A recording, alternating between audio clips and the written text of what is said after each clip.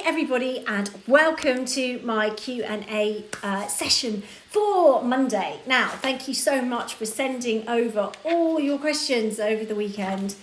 I know some of you are going through a super tough time right now, so I really want to help you with as much as I possibly can today. I hope you've all had a nice weekend and managed to find some peace. I think one of the things that's come up a lot over the weekend is how just to use this time to your benefit. Because when we go through a breakup, we go through a really transformational process. And it can be as long or as short as you want it to be. One of the questions that I get asked a lot is, how can I speed up this process? And when am I going to start feeling better about my breakup? Now, the challenge is you're not going to start feeling better about your breakup until you decide. Now, I know that's tough, but actually it's really true. We go through, I was on Heart Radio and also on Radio Humberside in the last couple of days, and we've been talking a lot about how you can use this time to really help yourself recover from your breakup. How can you use this isolation period where you are stuck on your own with your thoughts, which is what is torturing so many of you, I know that. So many of you are finding it really hard to cope with just being left to process and letting your mind kind of run wild in a lot of cases, from what I've seen from emails, about the process that you're going through, about being betrayed, about being left on your own, about being abandoned, somebody said. One of the things that is really key to get a hold of to help you power through your breakup, and one of the techniques that I teach all my clients, and we spend a lot of time working on at my breakup recovery retreats. And I know some of you have emailed me and asking if I'm running my one in June. Unfortunately, no. But I will be running the next one as soon as lockdown is over. I will pop it up on my website, saradavison.com. So do check that out, because I know a lot of people are looking for that. I know some people have already booked in for June, and I'm sorry, but obviously you can't run that. But we are going to be running another one as soon as we can. So maybe September even, or October. So if you do want to come along to those, do keep an eye on the website. But I will let you know, obviously, as well. So one of the things that we talk about on the retreats is that the power of language. So I'm not sure if you're aware, but actually the words we use will massively impact how you feel.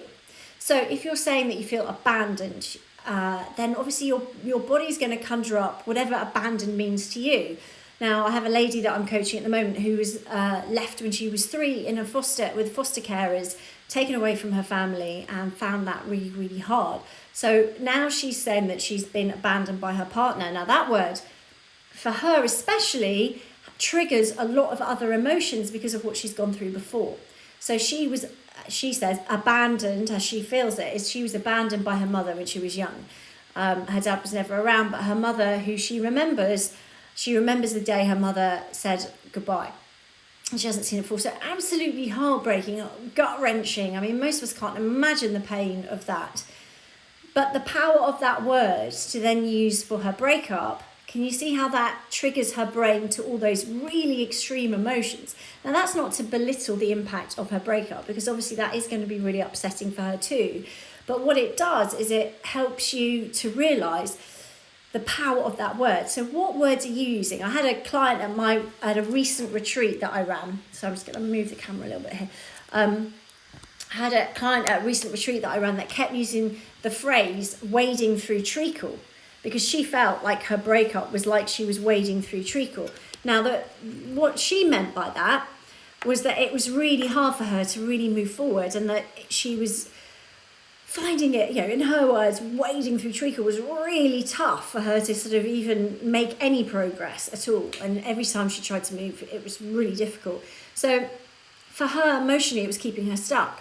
But the power of those words also keep you stuck, because your brain uses them. So you're basically programming your brain with the words you're using and the phrases. So if you're using the word like abandonment and it means something really powerful and strong, then it's going to transfer those emotions and those feelings onto the breakup.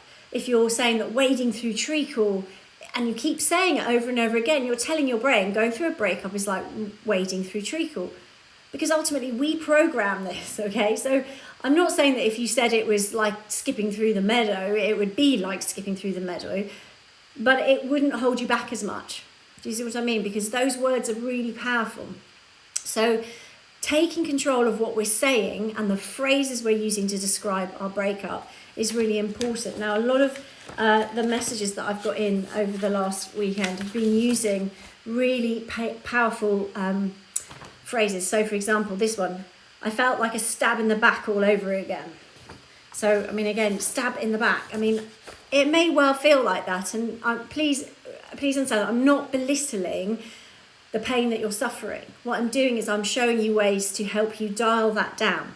So I'm big on having a dial and dialing it down. So if it's 10 out of 10, these negative emotions at the moment, that means they're going to really keep you stuck, and you're not going to be able to do basic things like even getting out of bed. Someone today has messaged me to say she can't get out of bed. What I'm doing is showing you little tools that you can put into almost like creating a toolkit so that you can dial down those negative emotions. And one of them is taking control of the phrases that you say.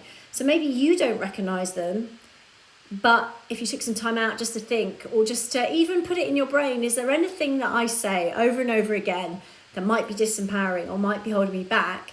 Then your brain will be looking for it. So you'll notice it more. Or maybe ask somebody that you spend time with, are there words that I use? And just be aware that these things come up a lot. And that you will be doing them, and it's what we all do. So there's nothing out of the ordinary with that, but it will keep you stuck. So just be aware if you are using them. And then the trick is not just to stop doing it, because if you take something away, for those of you who are watching on Friday, what do we have to do? We have to replace it with something else, because otherwise you'll just go back to the old behaviour if you haven't come up with a new way of doing it. So we have to think it through in advance, right? So you kind of have to say, okay, instead of wading through treacle, I'm going to say skipping through a meadow, or feeling free, or I'm just going to not say that and use a different descriptor, because that will help you dial down that dial. Do you see what I mean? Instead of feeling abandoned, then that is a really evocative word for this woman. I mean, you can just understand how emotionally stuck she is. And every time she uses it, it sets her back. So what we want to do is replace that with another word that still describes the situation she's going through, but doesn't necessarily have as much excuse me, I've got hay fever at the moment. Doesn't have as much emotional negative power that's keeping her stuck. Do you see what I mean? So it's really important that we give you something else to use, but it's got to be a word that you feel comfortable with, but something that's more uplifting, more empowering, something that's going to help you move forward. So come up with some empowering words and phrases for you that you could use. So instead of abandoned, maybe left. He left me. Instead of saying he abandoned me. Now, I understand that maybe it makes you feel better by making it, because it is an horrific experience, and that what she describes is horrific. But actually using that word abandoned is going to make it feel harder for her, and it's going to be harder for her to move forward. So it's about being consciously aware of the words we're using, because remember, you are programming your own brain, because how we react is up to us. It's not up to anyone else. So their bad behaviour towards us, and we're not excusing it, but their bad behaviour will trigger emotions in you that we need to be aware of. So those emotions might be trained to say, well, now I feel angry, now I feel sad. But actually you can turn the dial down on that if you choose to look at it in a slightly different way. If instead of saying, yes, every time I think about it, I feel abandoned, and you said, he left me, then you can see how that sort of softens it just a little bit, without excusing it, okay? But the thing is, you can't change what's happened. You can't change someone's behaviour. You can't control what someone else is going to do, what someone else is going to say. You can't control any of their behaviour. So the important thing is to take control and just try and find a way that you can channel your response. You choose. And I'm not saying it's easy. I'm really not saying it's easy. And the first time you might keep doing it. You might keep saying abandon for a while. You might keep saying wading through treacle, or this is horrific, or he's destroyed me, or she's, terrorising me, whatever those words are. But at least you're consciously going to start to realise you're doing it. Because once you consciously start to realise, then you can do something about it. Even just acknowledging, I did it again. Just that. Just saying, I used that word. Is again a massive step forward, guys. So please don't beat yourselves up if you are. But just be really super aware of the words and phrases you're using, because remember, you are programming in what you're getting out. So if you're saying negative things to yourself, like unkind things like I'm not worth it, no one's ever going to love me, I'm fat, I'm ugly, all those things which I see in all your emails because someone said it to you, and then you take that on and accept it. It's not for accepting, it's for saying that's their choice. They can say those things. I want to say something different. And about, you don't have to believe it even. You just have to dial down the intensity of what you're saying. Does that make sense? I think it's really important just to start to become more aware of how what we say to ourselves, our little voice in our head, will massively affect how you feel. So if you want to start to shift that down, if you want to start to move forward, then you need to be able to take control of that and do something with it. Okay, so stop saying those negative words, put in some more positive, empowering ones. Okay, so my question for you, so I've covered some, but I'm going to work into some, was how do you cope with guilt and rose-tinted glasses nostalgia when you are effectively the one who called it quits? Your ex is an excellent dad and still a good human being, despite the fact he may not have been good enough for you in the relationship. So how do you cope with guilt? Okay, so guilt is a difficult emotion to shift for sure, because quite often we judge ourselves and we're actually the harshest critics of ourselves. A lot of my clients have chosen to leave relationships. They're not everybody has been dumped that I see. So what you find is the overwhelming negative emotion these people have who have called time are people that are really suffering from guilt. That's the main paralyzing thing, because it's like I've put myself first. Now what you often find when you dig deep is that it's not actually putting yourself first, because what you've done is you've self-sacrificed for so long to stay in a relationship that wasn't serving you. And if you're not in a fulfilling relationship, if you don't feel loved, then your partner is not getting that love and reciprocation that they should be getting either. Because if you're not happy, then they are not getting what they need either. So actually, a lot of us, and I've got lots of clients in this situation, they stay because they think they should, or they don't want to upset people, or maybe they're needed. Like maybe you're in a partnership with an addict who needs you to be around to look after the children. Maybe you're staying for the children because you believe that that's the better option. Quite a lot of the time, actually, you've got to look at what you as a role model are teaching your kids, because if you're staying in an unhealthy, toxic relationship, or even if he's a decent guy, it just doesn't make you feel loved, or you guys don't click. I mean, there's not enough information here, but sometimes when someone writes this sort of thing to me, there's a lot more beneath this, that maybe, the guy might be a really decent dad, but he may be a really unkind partner. I don't know from this, there's not enough information here from Barbara, so it's a bit difficult to tell, but if that's the case, but if you've got questions here, guys, do drop them on. Hi, Eve, she's joined one of my breakup and divorce coaches in training at the moment with me. If you do have questions that you want me to answer while I'm on here, please drop them down, because I promise you, your questions will be really, really useful for other people as well, and other people will learn. So you can still put me, even though I'm working through the pile I've got here as well. So yes, if you are leaving with guilt, then some of the things you can do is actually just think that you don't have to abandon a partner in a terrible position. You can still be there to support a partner. You don't, if they are a really decent person who just fizzled apart and maybe they're not capable of coping as well as you are, maybe it's more driven by you, then you can put support mechanisms in place to support them. It doesn't have to be difficult, any more difficult than it would be.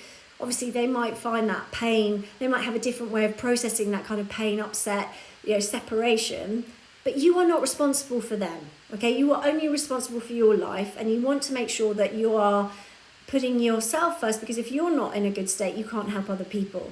And also for your children, you need them to learn what a healthy relationship is too. So if you're staying in a relationship where you don't feel that you deserve to be happy, then that's a message that they will take away, that they don't deserve to be happy from a relationship. If the other person's happy and wants to be with you, then you self-sacrifice. And that's not healthy for any child to be learning. We've really got to be conscious about the messages that we give out to our children as the role model. So that is really important. So I hope that has helped you, Barbara, with that question. I've got one from a guy here called Seb. My wife pulled the plug on the 31st of January after 10 years of marriage. She initially said she wanted to still be friends, go on holidays together, etc. But it turns out to be really hard. Yeah, that really is really hard to go on holiday with your ex. I mean, really, even if you genuinely, are over them, that is hard. Initially gave me the feeling that things could still be worked out. And obviously this is what it does for a lot of people. It makes you think that there's hope. It makes you feel that there is a way forward if if you're still going on holidays. There's a little glimmer of hope in the other person's head. And for those of you that are dealing with feelings of guilt, this is something that you see a lot. People saying, well, we'll still do this and we'll still do that. And committing to do things which you think are just nice because the other person will like it. But actually, the flip side of that is it gives them false hope when you don't really have any. So sometimes, being cruel is being kinder in a way. So you have to be cruel to be kind by saying, I'm not going to do that anymore. Then they can get used to things, I mean, you can do it in an amicable way though. That's the important thing. It doesn't have to be hostile, and you can do things in a way that suits your partner gently. Until we went to counselling and she was not interested at all. I felt like a stab in the back. I'm trying to keep amicable for the kids' sake. I've got young twins. I want them to be able to see two adults treating each other with respect and working things out as adults. So which is really obviously important. She moved out 2 weeks ago and slowly things are changing, and her initial offer of friendship as well. We seem to be able to communicate okay over the phone, Skype and WhatsApp, but in person my boundaries are being trodden on. I keep your words in mind and we'll see where this will go. I would be okay to be friends and catch up for a movie or a cup of tea each week. We have to talk about the kids anyway. Ooh, now can you see, guys? See, this is what I mean. I don't know if any of you were listening last week when I was talking about how we make excuses. We give reasons, but they're actually excuses to keep ourselves stuck. And I'm not being harsh. I'm being here as your coach. This here about I would be okay to be friends and catch up for a movie or a cup of tea each week. We have to talk about the kids anyway. So this is really difficult, okay? Because what we're saying is, this person is saying, Seb, is that he wants that connection with her. And, well, it's good because of the kids. Now, you will have to talk about the children, obviously. And it's good to stay amicable. So that's important too. But there's a fine line between being amicable and allowing yourself to get trodden on and be heartbroken all over again. You don't want to allow yourself to be vulnerable at this stage. So you can have those conversations about the children. Obviously, you need to. And you can be amicable and keep it friendly. But I think going to the movies is something that friends do, you do with someone who you're a partner with, you wouldn't do with someone that you are separated from. That is what I would say is an excuse, not a reason. It's an excuse that you're giving to stay connected. And actually what we need to do is cut those connections. So I'm not saying that you can't be friendly and amicable. I just want to make that really clear. It's important to maintain that. But you can do that just from friendly conversations, a quick, meet. If you want to have a conversation or a face-to-face chat great, okay. Or when you drop the kids off once a month, fine. But really be honest with yourself as to, is this causing you more pain? Is it? Because if it is, stop it. Please stop it. If they're not coming back, they're not coming back. And the more you can cut those ties and focus on going to the cinema with someone else, finding someone else to go with.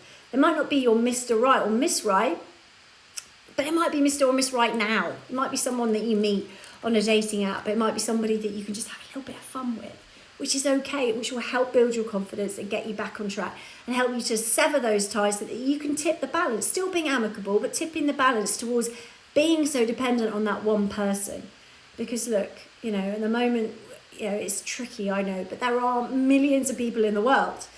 And this one person that you have that with is really, it's just one person. So we've got to start shifting our focus onto other horizons, which I think is really important. Okay, I hope that's helped, Seb. Sally, how would you guide someone to break the cycle of their cheating ex-partner still coming back for sex? Actually, that's another question I've got. I don't know if that was from you. The female feels still wanted and attracted to her ex, but she's not moving on because of him.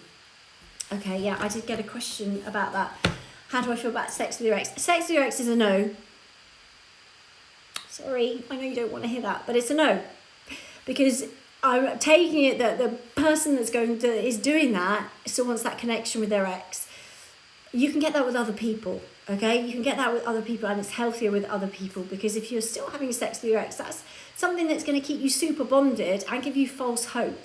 Now, it might feel good in the moment, because it gives you that false hope and it gives you that connection, and it's like, see, they do still care about me, they do still find me attractive.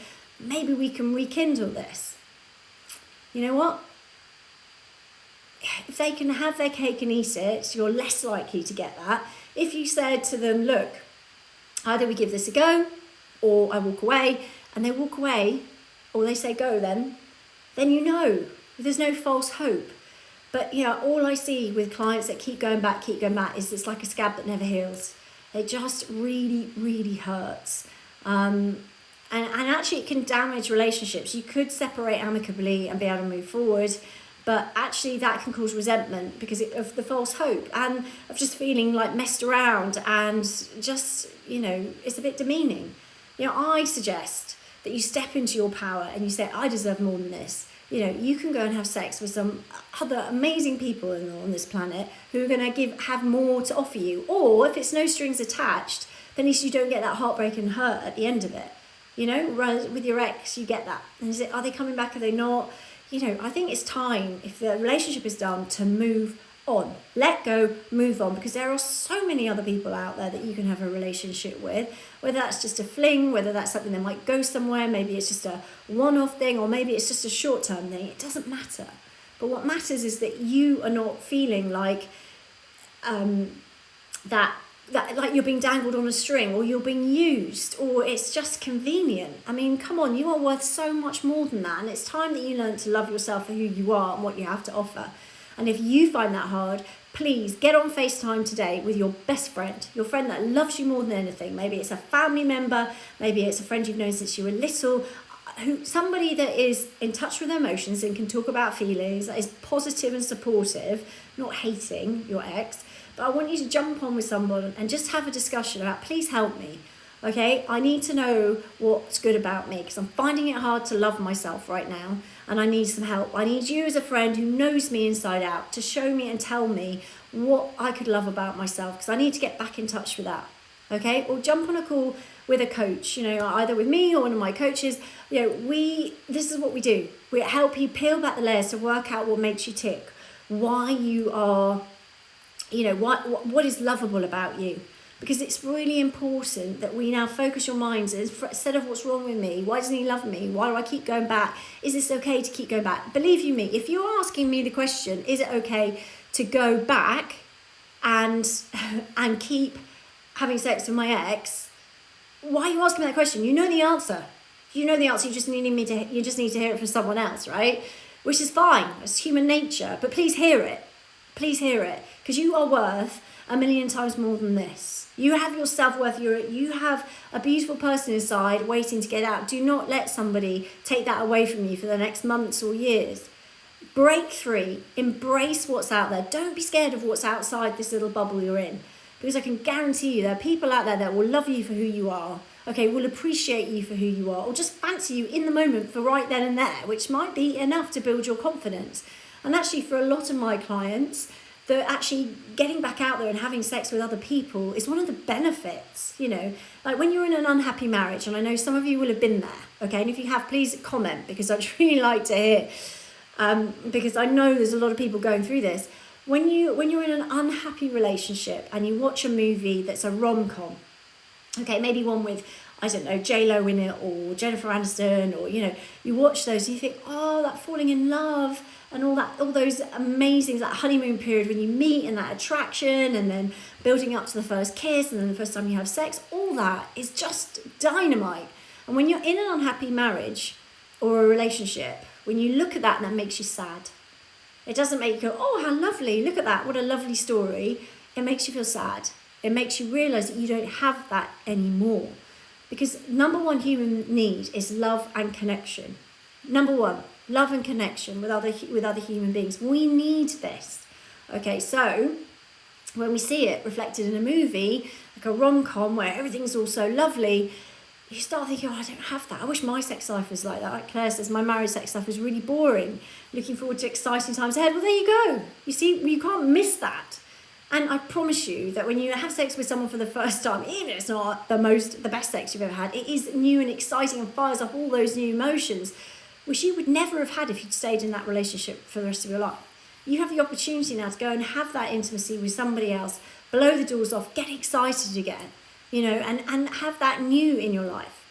And so going back to what you know is not healthy. It's not helping you move forward. And actually, you're still keeping those doors closed to all those new opportunities.